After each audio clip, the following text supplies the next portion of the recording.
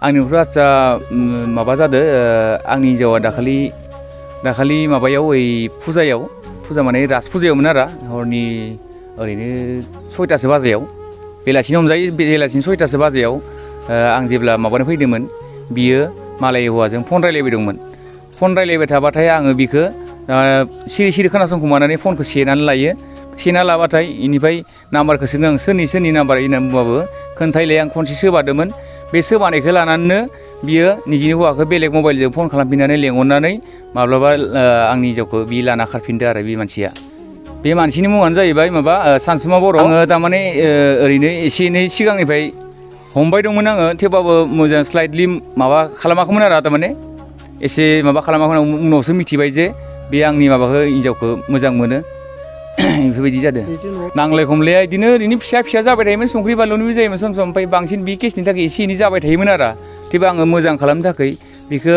माब्लाबाबो ओरैनो गोसा प्रेसार होआमोन ओरैनो बुंबाय दोनोमोन नोङो मानसिफोरजों बारा फन रायलायनाङा मानाङा बे बुंदो आं टाइम पासनि थाखाय ओरै रायलायनो आं बुंदो टाइम पासनि थाखाय जेरै मोनला रायलायजाया आजिखालि नुवाखै बोजों मा खारलायनाय जादों माबानाय जादों बेफोर न'खराव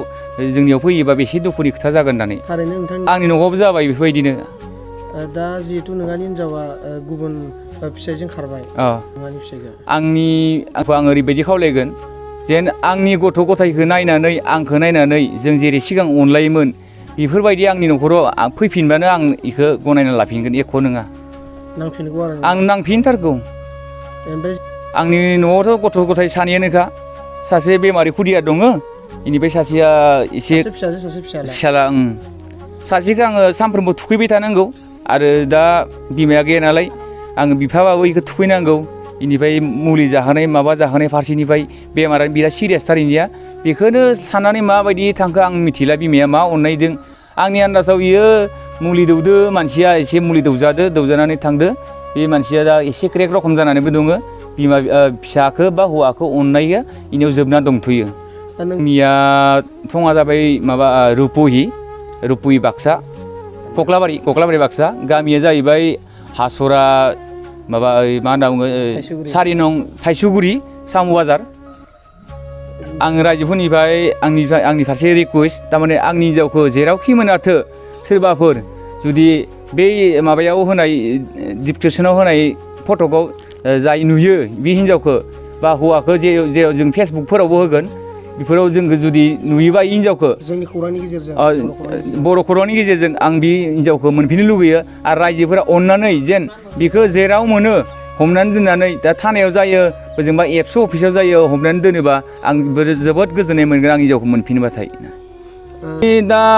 माबायावथ' दा हिन्जावा जि दिननिफ्राय खारदों आंहा जानाय लोंनाय थिग गैया नै दासिमबो ओंखाम जायाखै 3 सानब्रै जाबाय ओंखामखौ जानो हायाखै जायो खबसेल' खिन्थु आंहा हिन्जावनो आं जोबोद अननाय होयोमोन बे अननाय होनायावनो दिनै आंहा बिदि जालांबाय आं सानदोंमोन निजिनि हिन्जावा मोजाङै थायोबानो सुखि परियाल जायो होननानै खिन्थु आं दिनै नुना मोनबाय हिन्जावनो बारा अननाय होयोबा दिनै थोरलां बोलां जामारो होननानै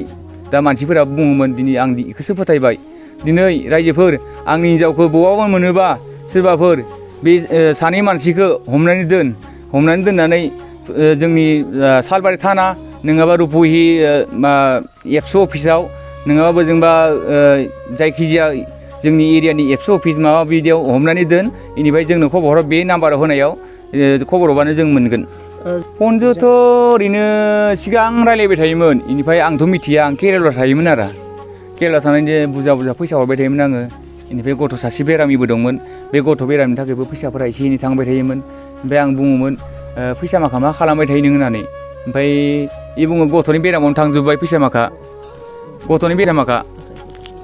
बे गथ'नि बेरामाव थांजोब्बाय माबाबाय होननानै आंनि अनेक माने बिदिनो बुंबाय थायोमोन ओमफ्राय दख'ना बायदिसिना बायबाय लाबाय थायोमोन थेवबाबो आं बेफोरखौबो फैनानै नुफैबाबो बुङोमोन बा दख'नाया बायलायबायानोस' होनना बुङोमोन आङो थेवबो बिदिखौ फार गोसा रायफेरामोन आरो आङो